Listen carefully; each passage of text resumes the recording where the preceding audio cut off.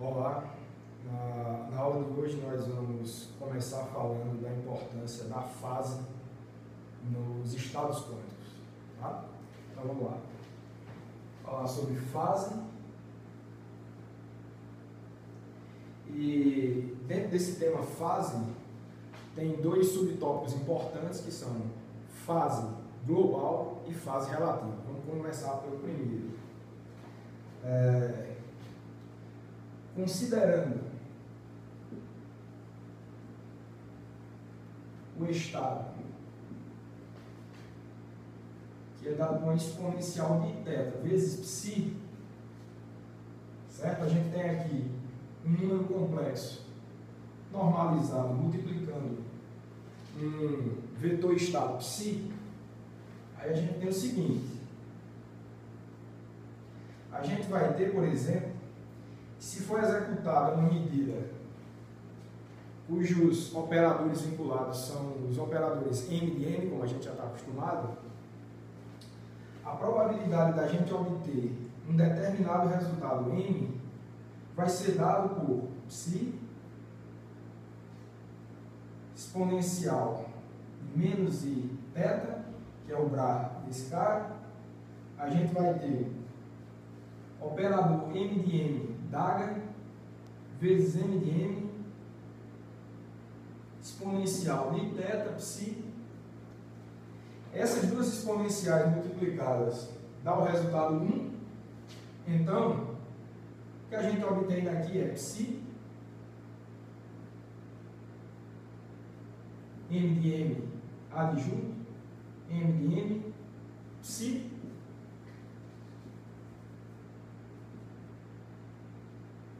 Então, pessoal, a probabilidade de você obter um resultado M nessa medida vai ficar sendo isso aqui, que é a mesma probabilidade de que se tivéssemos somente o resultado, o estado psi.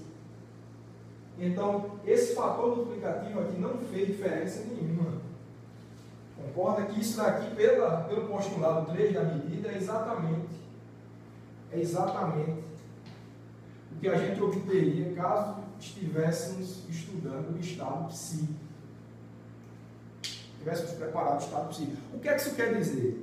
No fim das contas, que esse fator aqui, esse fator multiplicativo aqui, ó, esse, quando ele vem na frente de um ket, em termos experimentais, em termos de medida, ele não modifica nada. Ele é um fator irrelevante para os experimentos, para o que você obtém no laboratório. Então, tanto faz você ter esse estado E de θ psi, qualquer que seja esse θ real aqui, quanto o próprio estado psi. Para a mecânica quântica isso é irrelevante. E esse fator, quando ele vem multiplicando o estado inteiro, ele é chamado de fator de fase global, porque ele multiplica o estado inteiro, então são fatores irrelevantes na conta.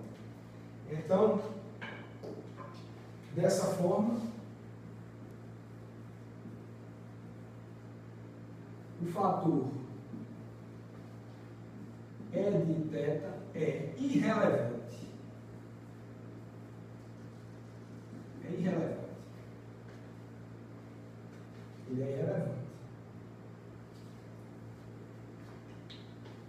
Bom, então bem simples, né? A gente mostrou que esse fator é irrelevante, o fator de fase global ele não vai interferir em nada, mas em contrapartida a gente tem também uma coisa chamada fator de fase relativa, ou fase relativa. Vamos ver, esse já importa, esse aí importa. Então, no caso da fase relativa, temos. Então, vamos considerar dois estados, um dado por psi1 igual a 1 sobre raiz de 2, 0 mais 1, e eu vou considerar o segundo estado, psi2 igual a 1 sobre raiz de 2,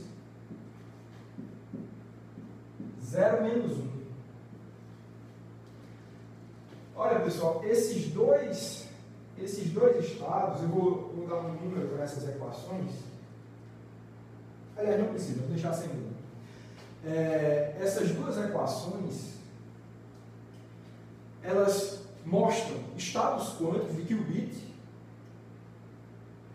Você vê que são combinações lineares dos vetores 0 e 1. A amplitude de probabilidade para esses dois estados em relação ao estado 0 é igual, é 1 sobre raiz de 2 para os dois estados, mas com relação ao estado 1, a amplitude é dada por 1 sobre raiz de 2 para esse e menos 1 sobre raiz de 2 para esse, é diferente. Então, nesse caso, você tem uma fase, se você quiser entender aqui, você tem uma fase relativa, menos 1, você pode entender também como uma exponencial de I, exponencial de IΠ, certo? Se você quiser entender, é como se você tivesse uma exponencial de IΠ, que é menos 1 aqui, certo? Multiplicando esse termo. Note que é só no coeficiente do vetor base 1, número 1. Então, isso é o que a gente chama de fase relativa. Aí a pergunta é, e nesse caso? Não é um fator de fase multiplicando tudo, é um fator de fase multiplicando só uma das componentes aí desse vetor, um dos vetores base. Então a pergunta é, será que isso influencia em termos de medida, em resultados experimentais? Porque o caso da fase global não interfere em nada. Nesse caso a gente vai ver que interfere, e eu vou mostrar aí só como um exemplo simples. Se esse exemplo mostrar que interfere, então, de forma geral, você tem que fases relativas são importantes para resultados experimentais. Então, considerando medidas de... Vamos fazer de conta que eu vou fazer medidas. Isso daqui, esses dois estados são estados de spin de uma partícula com spin meio. Então esse está numa superposição de up e down, por exemplo, na direção Z. E esse aqui, superposição de up e down, mas com essa fase relativa. E o que a gente vai querer saber é o que é que acontece quando a gente faz medidas de projeção desse spin na direção X.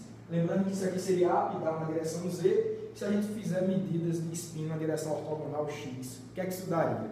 Então, considerando medidas de SX, onde esse SX depende da matriz de Pauli, é dado por 0, 1 mais 1, 0,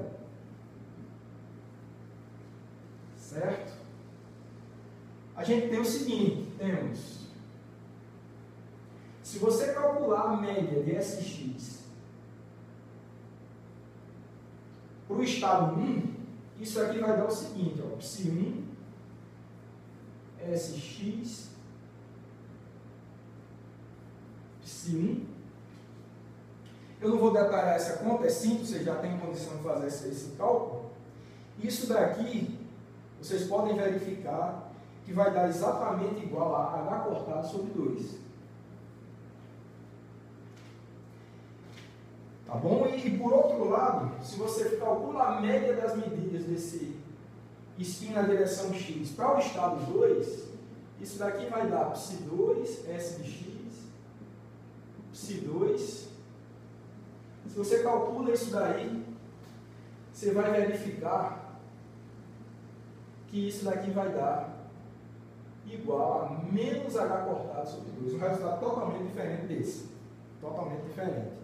Então, só o fato de você ter tido essa fase relativa aqui em relação ao vetor base 1, te diz que isso interfere muito nos resultados experimentais. A média dos resultados de spin na direção X para o estado Psi1 é H cortado sobre 2 e para esse daqui é menos H cortado sobre 2. Então, no Stern-Gerlach, no experimento de Stern-Gerlach, que é o que você usa para medir spin numa dada direção, esse daqui, esse resultado te diz que todas as partículas elas iriam subir, ia ser A, ser defletidas para cima, e nesse caso do estado Psi2, todas iriam descer, e a média seria sempre o único resultado que você obtém, que é menos H cortado sobre 2. Então, realmente, ter esse estado e ter esse estado difere em termos de medidas experimentais completamente. Então, Com isso, a gente já mostra que fase relativa importa para resultados experimentais, ao contrário da fase global. Certo? Então, fase relativa é sempre uma preocupação, tem que tomar muito cuidado.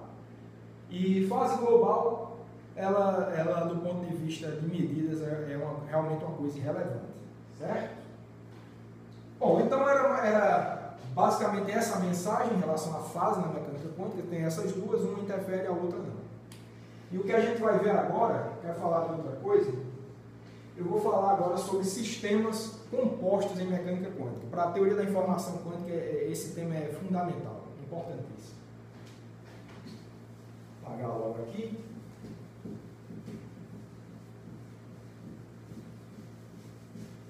Apagar logo tudo.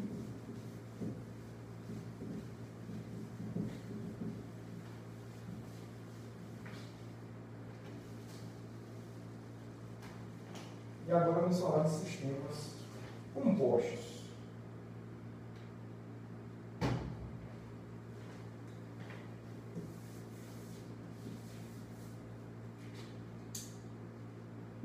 Sistemas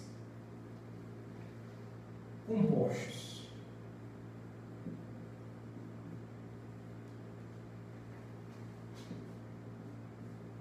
Sistemas compostos.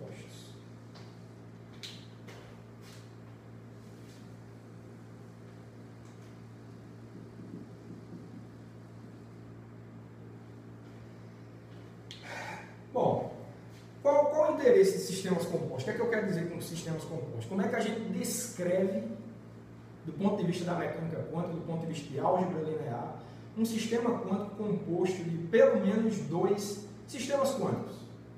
Então, composto é isso. Você tem dois sistemas quânticos, quer descrever essa situação, então você tem um sistema composto de dois subsistemas. Podia ser 3, podia ser N, tá? Então, o sistema composto é isso. Para a gente tratar desse tema, para a gente anunciar como que a mecânica quântica trata isso, a gente precisa de mais um postulado. Né? A gente já tem visto 3 postulados ao longo dessas aulas, agora a gente vai ver o postulado de número 4, que trata justamente da forma como a gente descreve sistemas compostos. Então, eu vou logo enunciando esse postulado, que ele diz o seguinte: postulado 4. O espaço de estados de um sistema composto,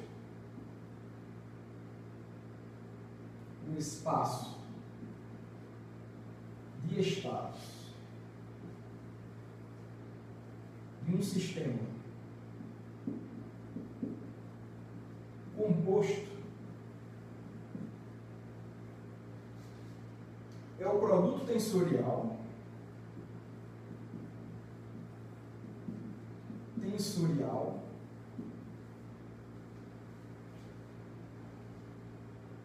dos espaços de estados dos espaços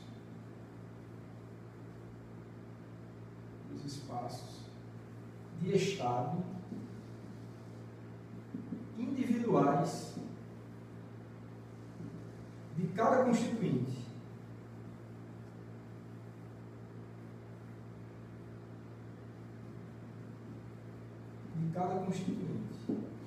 Então, vejam aí a importância do produto tensorial na quântica. Né?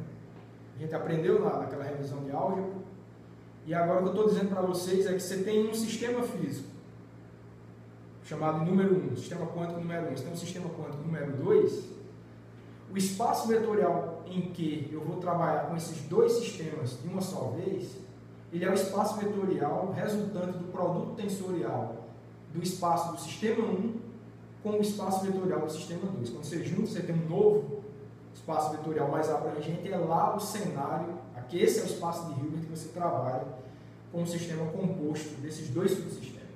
Essa parte fala isso. O que mais? Se os sistemas numerados de 1 a n forem preparados, ou melhor, com o iésimo preparado em psi, temos o estado total como? O estado total vai ser o produto tensorial de todos os estados dos subsistemas individuais. Psi1, Psi2, produto tensorial até o Psi-n. Então, se você tem, por acaso, o estado Psi1 no primeiro sistema, do estado Psi2 para o segundo sistema, nesse caso, dois subsistemas, o estado do conjunto dos dois subsistemas é dado pelo produto tensorial de Psi1 com o estado Psi2. E se for em N, esse é o resultado. Isso que eu postulado nos diz. Então, realmente, esse é um vetor que mora no espaço de Hilbert, que é o produto tensorial de cada espaço vetorial dos subsistemas. Bom, então esse é o postulado 4. Importantíssimo, independente dos outros, a gente precisa dele realmente para desenvolver a teoria quântica. Mas o que faremos agora? Para a gente exemplificar, para a gente trabalhar, dar um exemplo interessante de como trabalhar com sistemas compostos, o que eu vou mostrar agora é importante tanto do ponto de vista do postulado 4 quanto do ponto de vista do postulado 3 da medida. O que eu vou mostrar agora é que uma medida geral, como apresentada no postulado 3, ela pode ser descrita como uma operação unitária mais uma operação projetiva atuando em um sistema composto.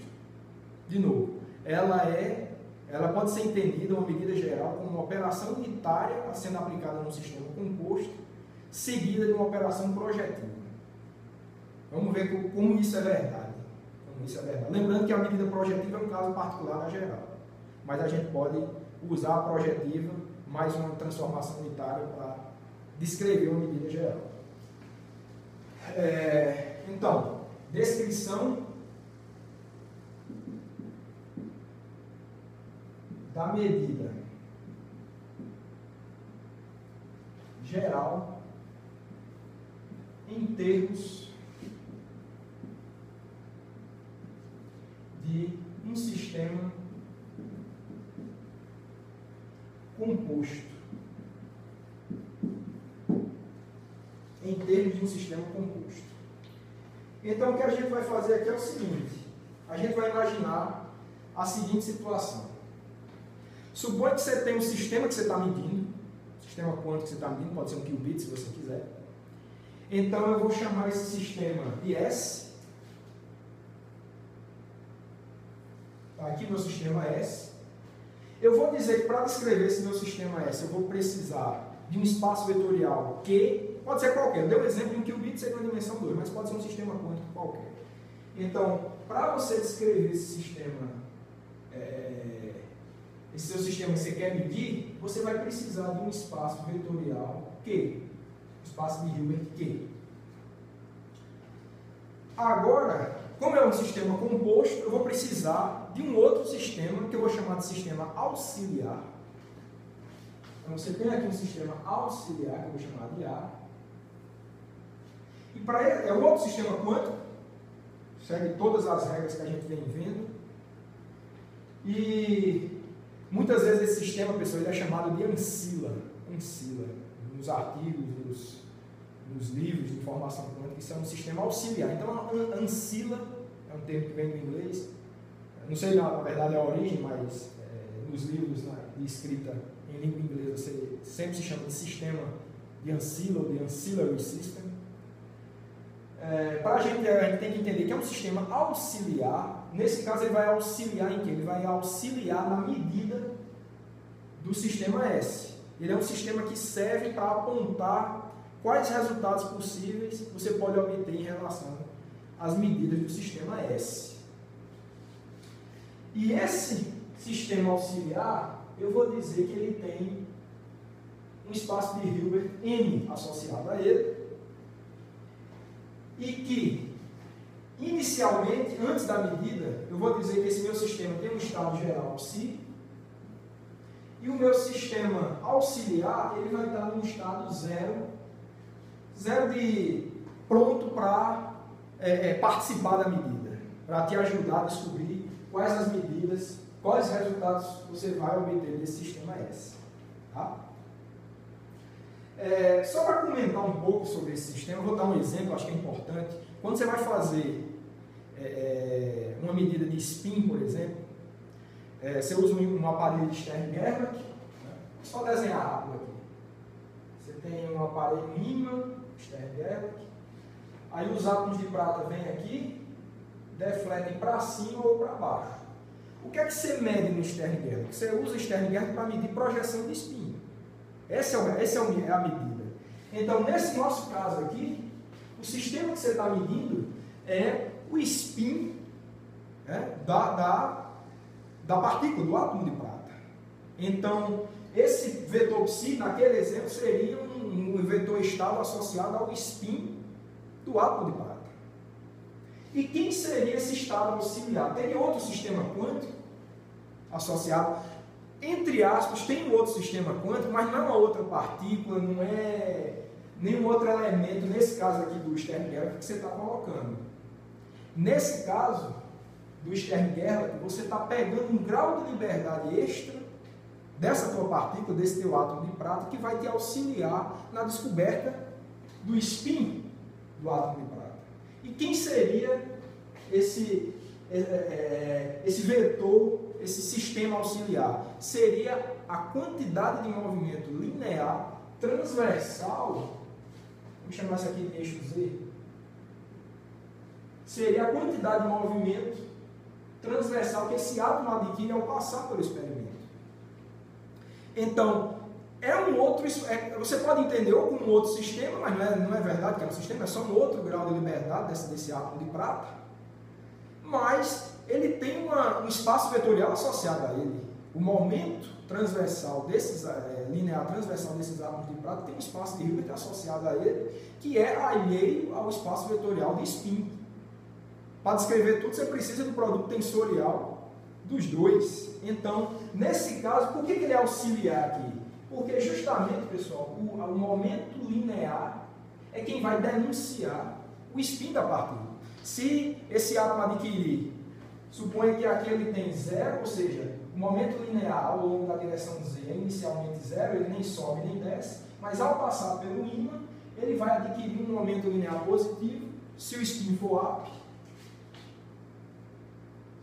vou botar uma seta para cima, e vai descer se o spin for down. Então, o espaço vetorial auxiliar, ou seja, o sistema quântico auxiliar aí, é o momento linear transversal dos átomos de prata. Eles que vão te auxiliar a você descobrir quem é o spin da partícula. Se der um momento linear positivo é porque o sistema tem spin up, se der um momento linear negativo é porque a partícula tem spin down. Entenderam aí? Então, não necessariamente esse sistema auxiliar que a gente está descrevendo aqui é uma outra partícula, um outro objeto quântico, uma outra entidade. Pode ser, nesse caso do Stern-Gerlach, que é um caso bastante corriqueiro, esse sistema auxiliar são os vetores de momento linear transversal associados aos átomos de prata. Tá? Então, eu só queria dar esse exemplo. Isso não é uma coisa do outro mundo, não. E sempre você, numa medida quântica, você pode separar o seu estudo, o seu sistema que você está estudando, que grau de liberdade você está estudando, e que outro grau de liberdade auxiliar você vai utilizar para descobrir o que é que você está medindo. Tá? Então vamos seguir. O que é que eu vou utilizar agora para descrever essa medida?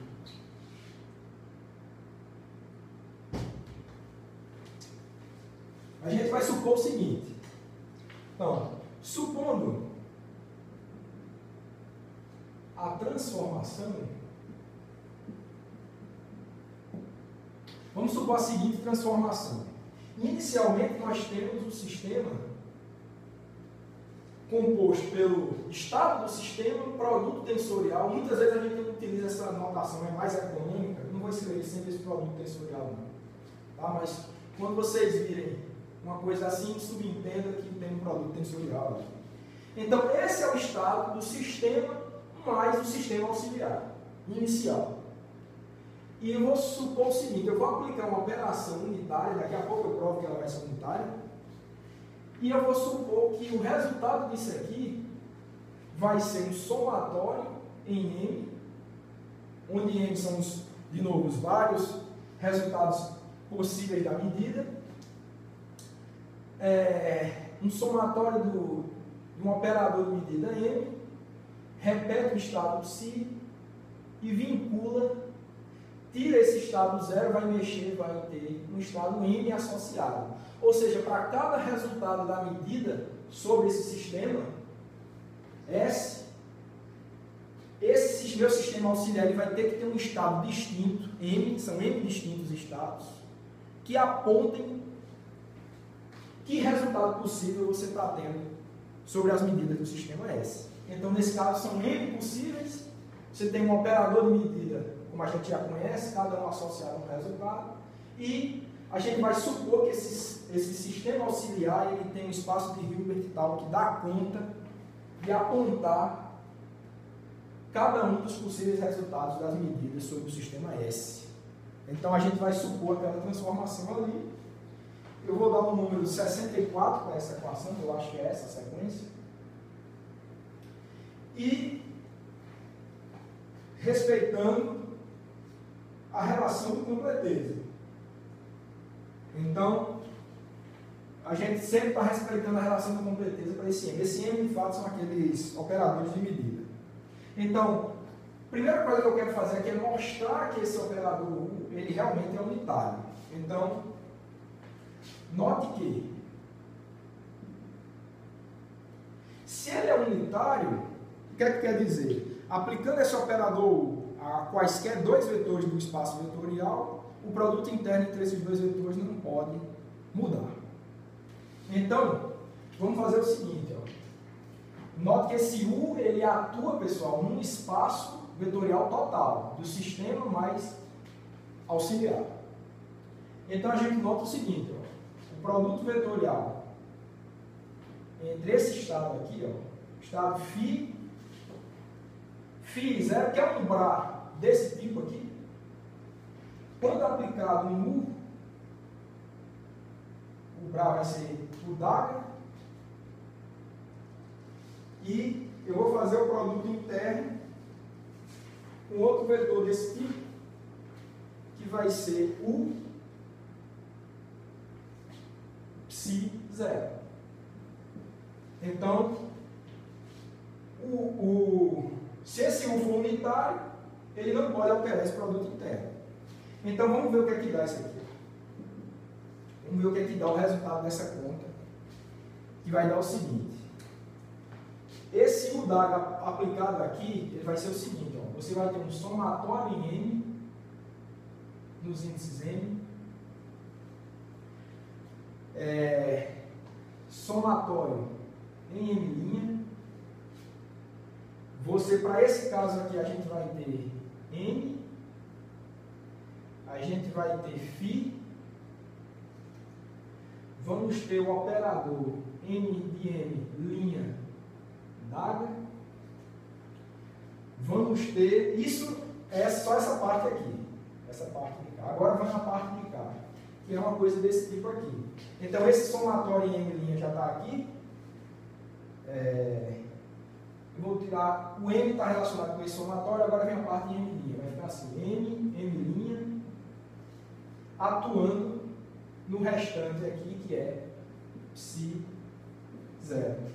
Então, note, cada uma dessa parte, você tem essa parte, você tem um somatório em M' associado a ele, e essa outra parte restante, você tem um somatório em M, para ficar coerente com a equação 64. Certo. Acho que faltou um vetor 0. Acho que faltou um vetorzinho 0. Vou apagar ele aqui. Ah, desculpa, não. Ali é que era M, desculpa. Somatório em M', somatório em M. M, aqui é M', desculpa. Aqui que era M'. Pronto, agora está correto. Agora tá correto. E vamos ver no que é que isso resulta. Né? Olha, o espaço vetorial desse M e desse M aqui, desse ket e desse Bra, não tem nada a ver com o espaço desses caras, são outra coisa. Então ele pode passar direto aqui, você efetua esse produto interno, você vai ter uma delta de Kronecker em M'. Ou seja, isso vai destruir um desses somatórios e vai ficar somatório em M de φ M de M adjunto. Era M', mas por causa da delta vai ficar M de M. Se, olha, devido à completeza dos operadores de medida, esse somatório em M desse produto vai ser a matriz de identidade, então isso daqui vai ser simplesmente φ vezes ψ. Então percebam que exatamente esse produto d'HU é igual à identidade. Por quê? Você vai ter o produto interno de 0 com 0, que vai dar 1, então entenda que tem um 1 aqui, e você teria produto interno de φ com ψ. Para isso, esse produto, para isso tudo ser igual a isso, é necessário que esse produto de U' com U seja igual à matriz de identidade. Isso quer dizer que esse operador U, com essa característica da equação 64, de fato ele é unitário. Esse é o fato. Compreende? Então, está provado aqui que o operador U, com essa característica, ele é unitário. E eu vou dar um número 65 para essa equação. 65. Vou apagar aqui.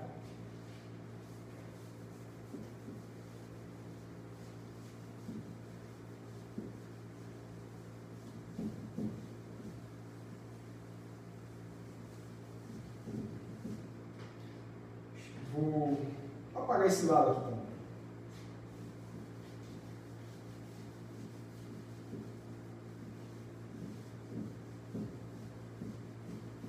Deixa só essa figurinha aqui embaixo para a gente lembrar o que está fazendo.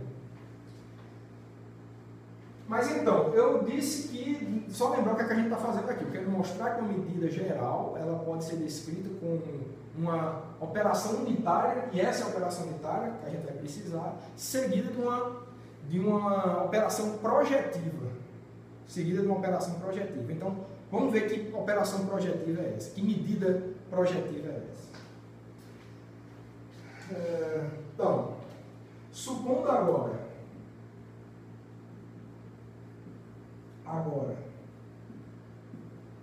uma medida projetiva do tipo P de M igual a I de Q tensorial M de M. MM. Deixa eu colocar aqui embaixo para ficar mais. É igual a um I identidade de Q tensorial MM. O que é isso, pessoal? Isso, o que é que esse operador está significando? Note, primeiro, essa operação projetiva ela atua no espaço geral do sistema mais auxiliar.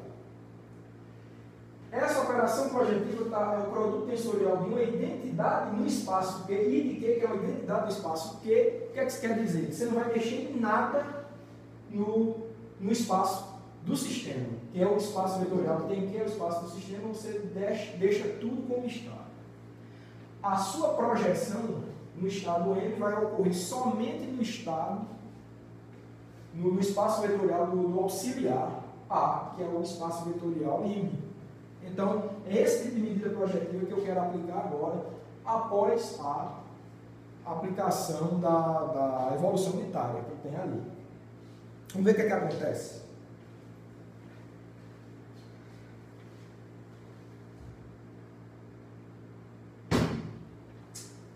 Nesse caso,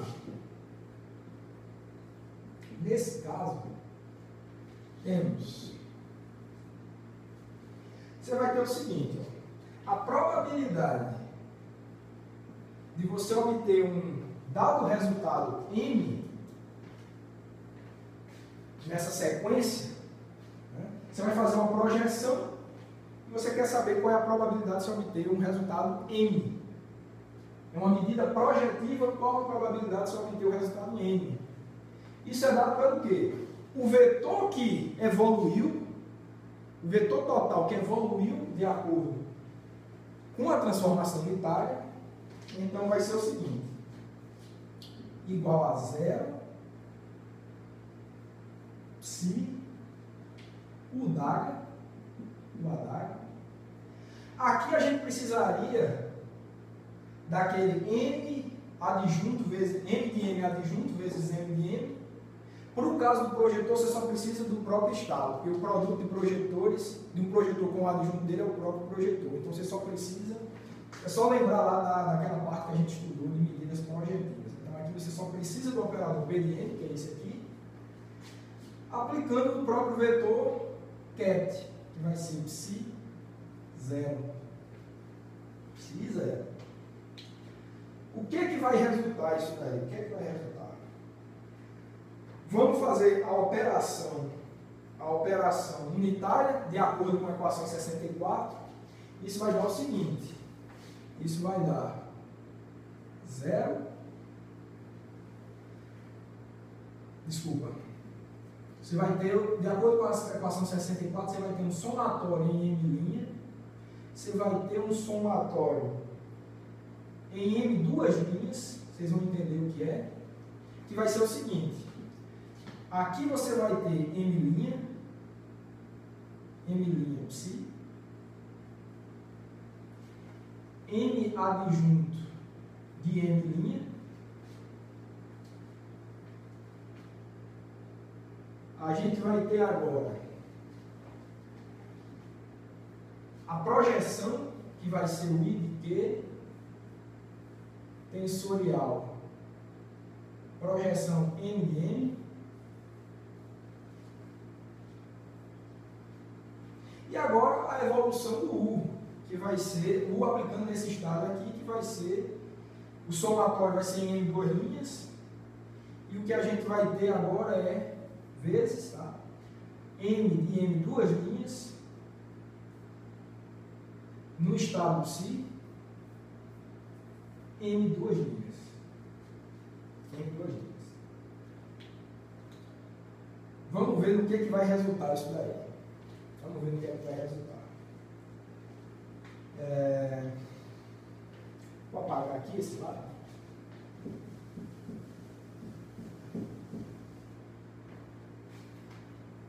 E a gente vai ter o seguinte. Ó, no espaço vetorial do auxiliar, você vai ter um produto interno de M' com M, você vai ter uma delta crônica de M'. E mesma coisa aqui, ó. Produto interno de M com M duas linhas, você vai ter uma delta de crônica de M duas linhas. Então, os dois somatórios desaparecem dessa história. Só vai sobrar um termo, daquelas duas somas embutidas que tem ali, só vai sobrar um termo. E esse termo vai ser igual ao seguinte. Ele vai ser psi, vai ter... Ó, essa identidade no espaço Q, que é o espaço do sistema, vai atuar no psi, vai gerar o próprio psi. Então, simplesmente o que você vai ter aqui é um M adjunto, M psi. E o que é isso? Exatamente a probabilidade de se obter o estado M a partir do postulado número 3. Então, de fato, a sequência com essa operação unitária, mais uma medida projetiva, atuando no espaço aqui auxiliar, te dá o mesmo efeito da probabilidade de se obter um sistema, desculpa, a probabilidade de você obter o observável M, né, a possibilidade Mzinho, que é dado por isso daqui. Tudo de acordo com o postulado 3. Então, nessa parte do postulado 3, a gente já mostrou que a sequência evolução unitária de acordo com a equação 64 e operação projetiva de acordo com essa equação aqui, que reproduz o que diz o postulado 3. Mas para isso, lembrando, precisamos de um sistema mais um sistema auxiliar. Então a gente realmente tem um sistema composto aqui, precisou de um sistema composto para mostrar isso. Certo? Mas falta a segunda parte, falta a gente mostrar que o estado do sistema depois da medida corresponde àquele que diz o postulado 3. Então vamos tentar mostrar isso. Após a medida,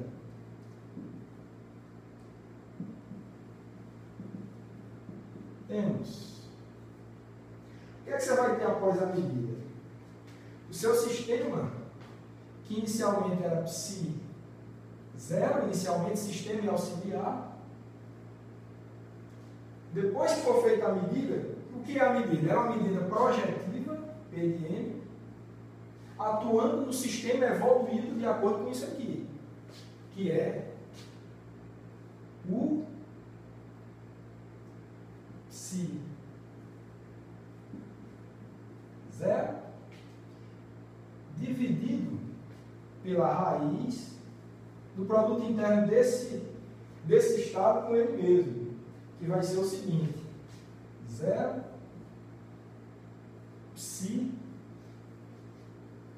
U d'H P de M U psi 0. Tem que ser isso. De acordo com o postulado 3, é isso. Uma medida projetiva faz isso no estado evoluído.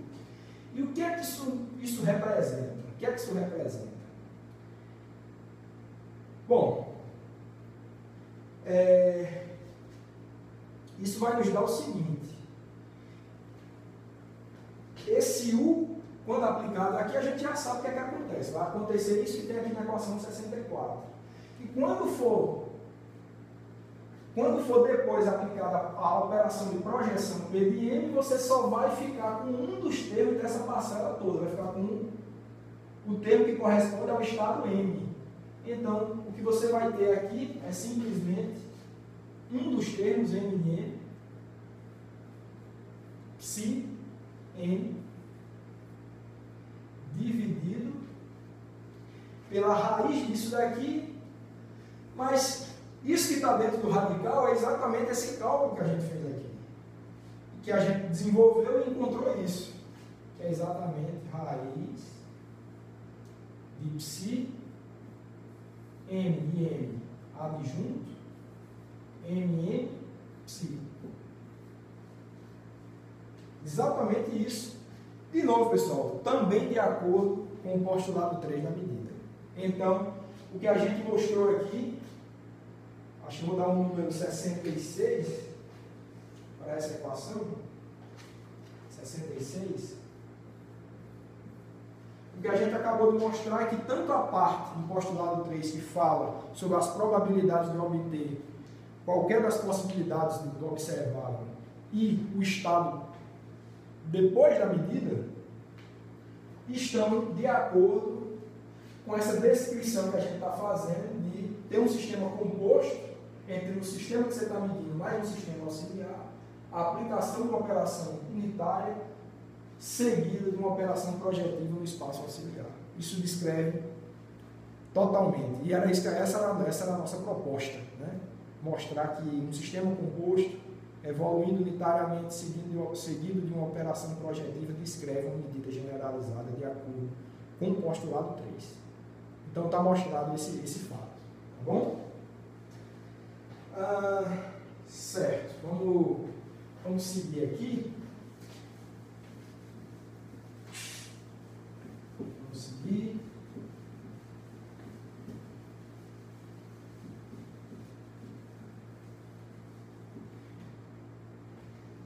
Vou apagar aqui também.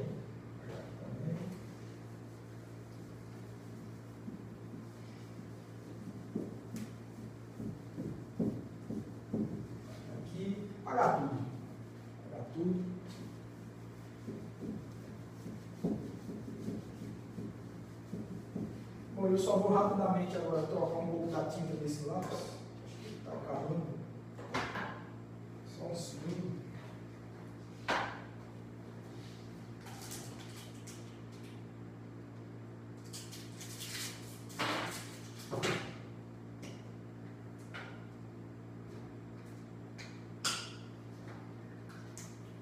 Troquei aqui.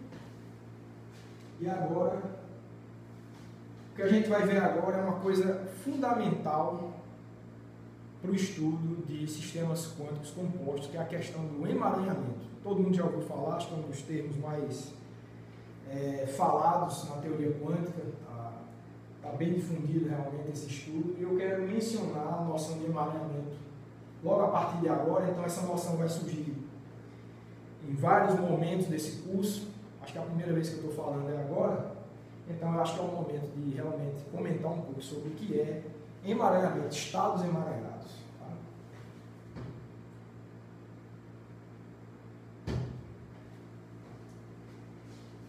Então, os sistemas compostos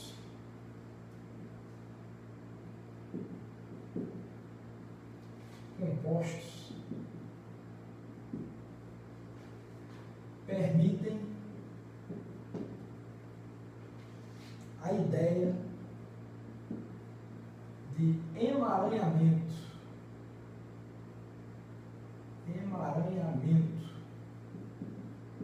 O emaranhamento quântico, se você quiser. Para introduzir esse conceito, eu vou falar do sistema quântico emaranhado mais simples que existe, que é formado por 2 qubits, um estado de 2 qubits emaranhados. Como que isso se comporta? O que é que esse estado tem de interessante em relação aos outros? Então, por exemplo, se você tem um estado de 2 qubits, estado geral de 2 qubits, e eu vou representar esse estado dessa forma, uma combinação linear, com amplitudes de probabilidade iguais, do estado 0 para o primeiro qubit, 0 para o segundo qubit. Então, note que essa é uma notação condensada com produto tensorial. Então, se você quiser entender o produto tensorial de 0, com o estado 0 para o outro qubit, um qubit para o outro qubit, mais o estado 1. E o que é que tem de interessante para esse estado? Bom, primeiro, vou dizer para vocês que ele é um estado emaranhado. E o que é que ele tem de mais? O que é que ele tem de mais para ganhar esse nome de emaranhado? E por que ele é tão importante? Que característica que ele tem? Bom, pessoal, do ponto de vista matemático, a característica fundamental que ele tem é a seguinte. Note que o estado psi, ele não pode, de forma alguma, ser descrito como um produto tensorial de estados A e B, onde A e B são estados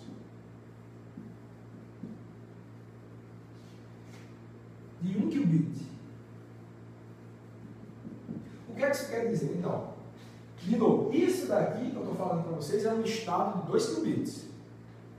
E o que eu estou dizendo para você é que não interessa o quanto você tenta, eu vou mostrar já, é impossível que você consiga, numa mudança de base, por exemplo, representar em outra base, escrever esse estado psi como um produto tensorial de um estado exclusivo do subsistema 1, do qubit 1, vezes um estado de qubit para o sistema 2. Você não consegue fazer essa separação. Então, essa separação aqui de produto tensorial de A com B, ela é impossível.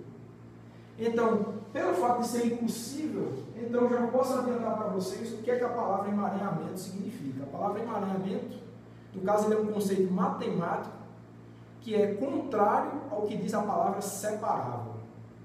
Então, é um estado quântico vinculado a um sistema composto em que você não pode escrever, não interessa que base você use para representar esse estado, você não consegue representar esse estado como um produto tensorial de um estado exclusivo de um dos componentes do sistema vezes um estado de um outro componente do sistema. Você tem, no caso, uma combinação linear desses produtos tensoriais, mas não pode escrever dessa forma. Então, realmente, o conceito de emaranhamento ele é contrário ao conceito de separável. Então, você tem os estados separáveis e os estados emaranhados. E esses estados emaranhados, a gente vai ver que ele carrega com eles umas estranhezas muito interessantes do ponto de vista da informação quântica. Certo? Então, de fato, tomando o qubit A, escrito, vamos dizer que é uma amplitude x para o vetor 0, mais uma amplitude y para o vetor 1, e o estado B, você pode dizer que é uma amplitude W no estado 0, mais uma amplitude Z no estado 1. Então, temos que AB, o produto tensorial de AB, isso vai dar o quê? Vai te dar XW00, que é esse com esse, mais YZ 11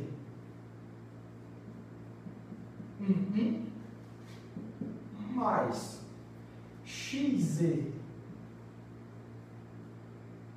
01 mais o último fica sendo YW 10. Então, será que dá para escrever essa equação aqui, que é o caso geral do produto tensorial de dois vetores associados a qubits, dessa forma? Não precisa a gente pensar muito que já vê que não, né? Não dá para fazer isso. Por quê? Olha, esse termo 00 aqui, que tem amplitude x vezes w, tem que ser igual a 1 sobre raiz de 2. Então, para que isso aconteça, tanto x quanto w não podem ser nulos. Não podem ser nulos. Pela mesma razão, y vezes z tem que dar 1 sobre raiz de 2 aqui. Ó. Então, tanto y quanto z não podem ser nulos. Então, nem x, nem w, nem y, nem z podem ser nulos. Mas olha o restante aqui. Ó. Esse estado aqui ele não contém elementos do tipo 0,1, nem elementos do tipo 1,0. Então, as amplitudes para esses casos aqui são todas nulas. Então, seria necessário que x vezes z fosse 0, esse produto fosse 0, e também esse produto y vezes w fosse 0, que está em desacordo com o que a gente disse antes. Então, uma hora precisa ser positivo e outra hora precisa ser nulo, não dá. Então, por essa razão, é impossível, de fato, a gente escrever esse estado como um produto separado de estado do primeiro qubit com o estado do segundo qubit. Acho que está provado essa coisa de maneira bem simples. Então, tá aí a noção mais simples que a gente tem de emaranhamento, que é para um sistema de 2 qubits. Tá? Certo. E depois a gente vai ver que tem várias estranhezas, o conceito de violar a desigualdade de Bell, dá para a gente fazer coisas impossíveis do ponto de vista da física clássica, como o teletransporte, criptografia quântica. Esses estados realmente eles têm dentro dele uma propriedade fundamental que foge a qualquer linha do pensamento clássico. Tá? Tudo bem, então, para mostrar, só para dar um exemplo bem simples do poder que o emaranhamento tem na teoria de informação quântica, a gente vai dar um exemplo de codificação superdensa. Codificação superdensa. Vamos ver o que é que isso quer dizer.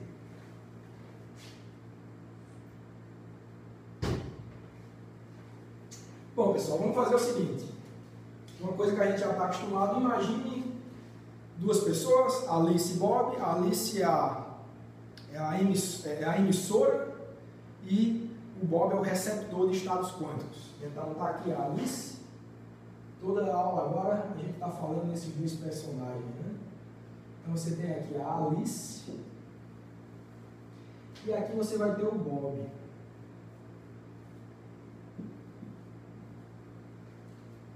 Eu vou fazer a seguinte suposição. Vamos supor que em um dado instante Alice e Bob eles compartilham um par de partículas, um par de qubits num estado emaranhado.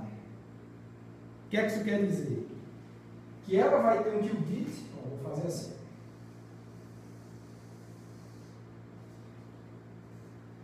Eles vão compartilhar um qubit nesse estado aqui, psi igual a 1 sobre raiz de 2. 0, 0 mais 1, 1. Um estado desse tipo aqui. E ela fica com o primeiro qubit, ou seja, dá um qubit para ela. E dá um qubit para o Bob. Tá, então vamos supor que eles compartilham esse par de partículas emaranhadas. Então, é um par de partículas que, como a gente pode ver, não existe, não tem como você descrever, pelo que a gente tem visto aqui, um estado quântico para o qubit dela e um estado quântico para o qubit dele. Não existe isso, o estado é emaranhado. Você só tem como descrever o estado do sistema como um todo. Não separa, né? É o contrário de separado, como a gente vem comentando.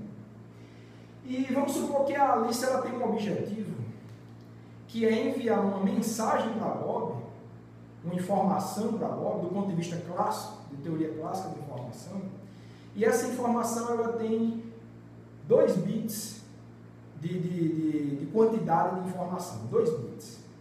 Se ela tem 2 bits, são 4 resultados possíveis que ela pode codificar na notação binária, que é a seguinte, ó. Então ela tem, ó, 0, 0 de possibilidade, ela tem a possibilidade 0, 1, tem a possibilidade 1, 0 e tem a possibilidade 1, 1. Então, 4 possibilidades distintas, a quantidade de informação disso é 2 bits, e ela quer enviar 2 bits para Bob, mas note que o único recurso que ela pode ter é enviar o qubit dela para ele. Então, do ponto de vista da teoria de informação clássica, se você tem um bit clássico na sua mão, uma moeda, cabo, coroa, você só pode enviar informação para uma pessoa, no máximo, naquela moeda você só pode armazenar um bit de informação. Mas por esse processo aqui, ela tem não um bit, mas ela tem um bit quântico, um qubit, um estado de 0 e 1, que pode ser superposto, mas esse qubit dela está emaranhado com o qubit de Bob de acordo com essa equação. E a pergunta é, será que ela vai conseguir enviar 2 bits de informação clássica com o qubit que ela tem na mão? E a resposta é sim, e é justamente o que se chama de codificação superdensa. Superdensa por quê? Porque você está condensando 2 bits de informação clássica em um qubit. A gente vai mostrar que isso é possível. Certo? Então vamos ver como é que ela faz isso. É muito simples, é só fazer operações unitárias do tipo Pauli no qubit dela e enviar para a Bob, e a gente vai ver que é possível fazer com que ela envie 2 bits de informação somente enviando um bit quântico manipulado para o Bob. Como é que ela faz isso?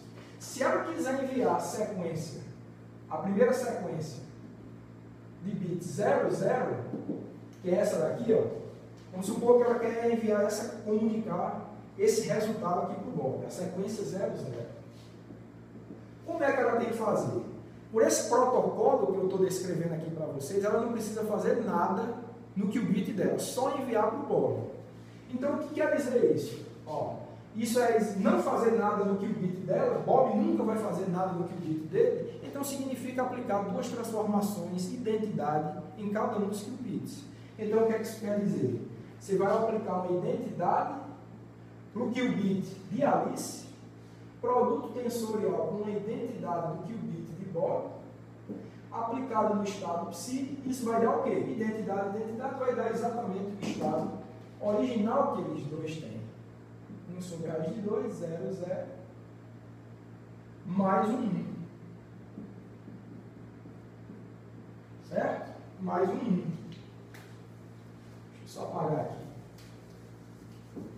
Tá, então essa é a forma, como eu estou dizendo, qual o protocolo que a Alice deve seguir para ela conseguir enviar 2 bits clássicos de informação para Bob, podendo somente manipular o que o bit dela e enviar para ele. É tudo que ela tem, tudo que ela é possibilitada de fazer. Tá? Então, para transmitir a informação 00, ela não faz nada, simplesmente envia o qubit dela para Bob, e Bob vai ficar com os 2 qubits dele, pode fazer uma medida e descobrir que o estado não mudou, é o próprio estado psi. Tá? É o próprio estado psi original. Vamos supor agora que a Alice queira mandar o segundo elemento da comunicação, que é a sequência 01. Então vamos ver, sequência 01.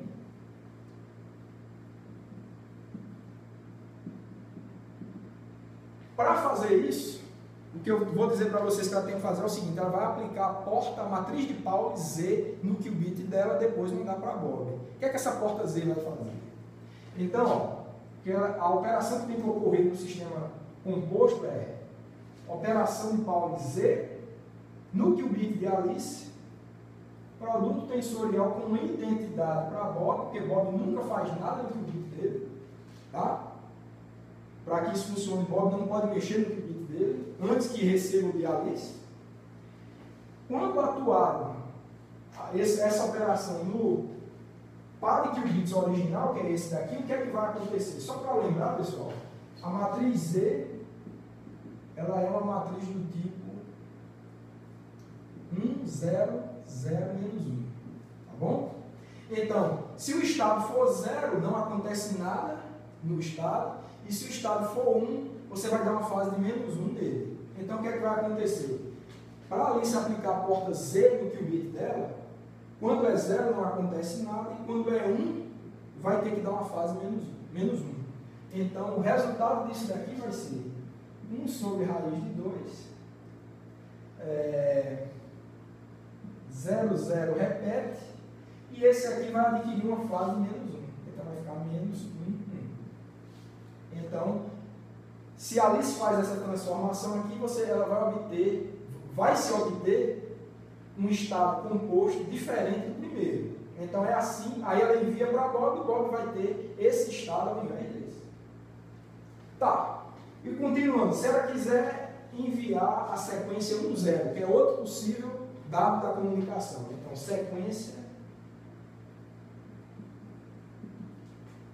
1-0. O que eu digo para vocês que ela tem que fazer, ao invés de aplicar a porta Z, ela tem que aplicar a porta X, matriz de Pauli X. Então vai ter que ser um X de Alice, tensorial identidade de Bob, aplicado no ket original psi. E só lembrar para vocês aqui, a porta X, ela tem essa cara aqui, ó, 1, 0, 1, 1, 0. O que é que essa porta faz aqui? Ela é o chamado bit flip, inversão de bit. Se aplicado no estado 0 vira 1, se aplicado no estado 1 vira 0, só vai inverter. Então, Alice aplicando isso no qubit dela só vai inverter o estado do qubit dela. Então, se era 0, 0, vai ficar 1, 0. Então, vai ficar igual a 1 sobre raiz de 2.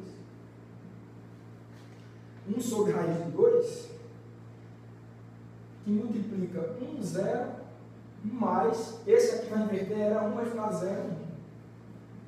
Essa é a inversão. Certo? E por último, vou apagar aqui, vamos supor que, como que ela vai fazer agora para comunicar esse último dado da comunicação aqui, que é a sequência 1-1. Só falta essa.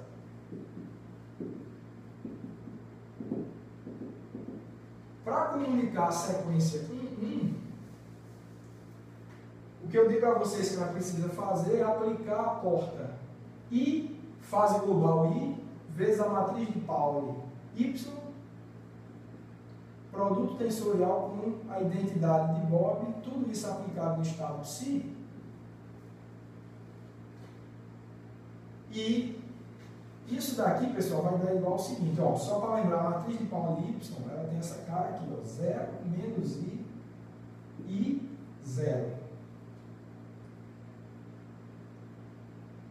Quando você aplicar isso no seu qubit, mas se você tiver um I multiplicando essa matriz, então você vai ter 0 I, se você botar I aqui fora, vai ficar I vezes menos I vai dar 1, e I vezes I vai dar menos 1.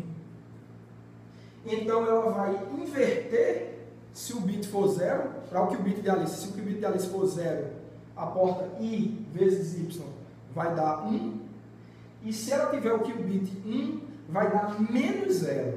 É diferente. Então, tem esse sinalzinho aqui. Então é uma inversão de fase com inversão de bit também. É a composição dos dois. Então o que vai acontecer aqui é 1 sobre raiz de 2. Era 0 vai ficar 1, 0. E era 1 vai ficar menos 0. Menos 0. Então, menos 0. Certo? Vou só apagar aqui. Então, note, pessoal, o seguinte. Eu vou chamar essas equações aí. Não sei se está de acordo com os números que a gente está usando. Mas vou chamar essa de 69, chamar essa de 70, chamar essa de 71 e essa aqui de 72, e dizer o seguinte: os estados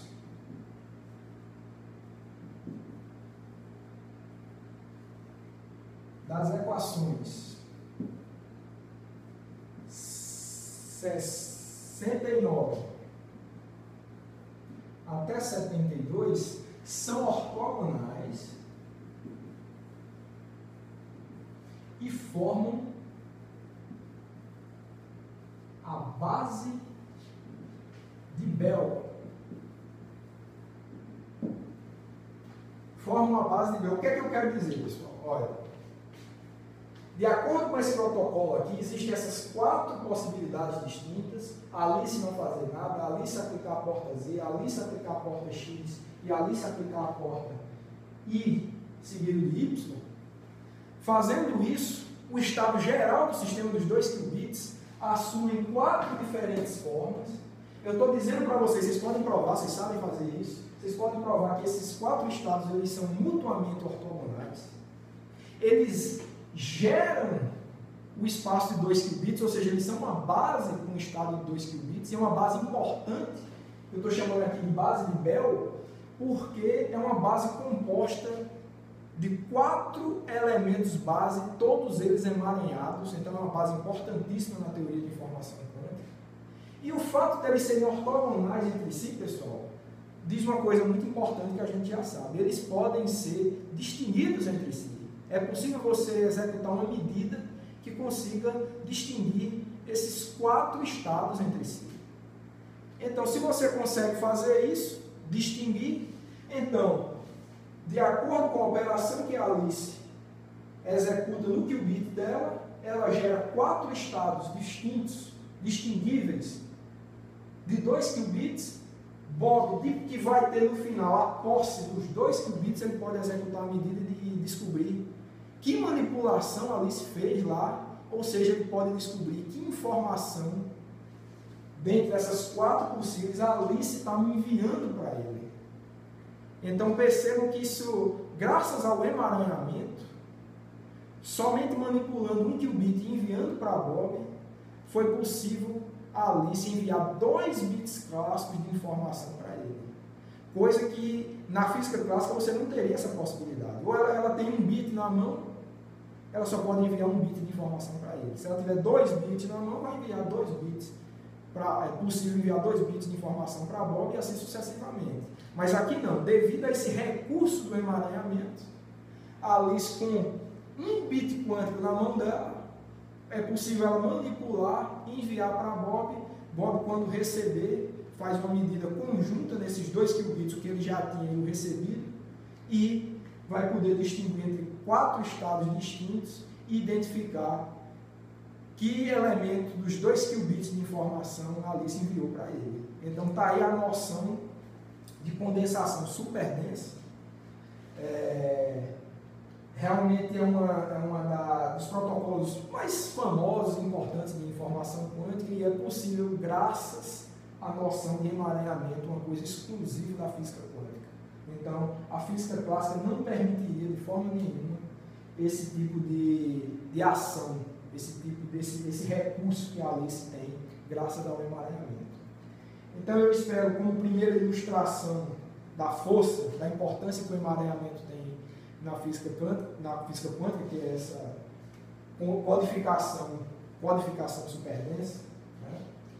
E nas aulas seguintes a gente ainda vai ver bastante coisa importante envolvendo emaranhamento. Uma delas é a violação da desigualdade de Bell, talvez uma das coisas mais importantes, mais intrigantes que o emaranhamento nos ensina, nos mostra, e que é uma propriedade fundamental da natureza. E é importante dizer que esse tipo de coisa já foi realizado experimentalmente, essas coisas são reais, não estão só na teoria, então realmente representam um recurso importante que talvez no futuro a gente possa utilizar na prática para tirar proveito dessas coisas que a quântica reserva a nível fundamental. Eu vou interromper a aula aqui e aguardo vocês na próxima aula.